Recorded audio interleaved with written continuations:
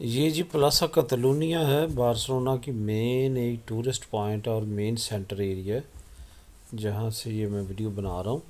ये आप देख सकते हैं कि यहाँ पे मुख्तलिफ़ किस्म के लोग आते हैं, करतब दिखाते हैं, और मेन मकसद तो इनका मांगना ही होता है। लेकिन यूरोप में डायरेक्टली यहाँ पे कोई नहीं मांगता, कोई ना कोई करतब दिखाता है, और साइड पे उन्होंने कोई ना कोई प्याला वगैरह या ऐसी भी चीज़ रखी होती है मांगने के लिए, ताकि जो भी लोग खुश हो के देना चाहें तो वो दे सकते हैं।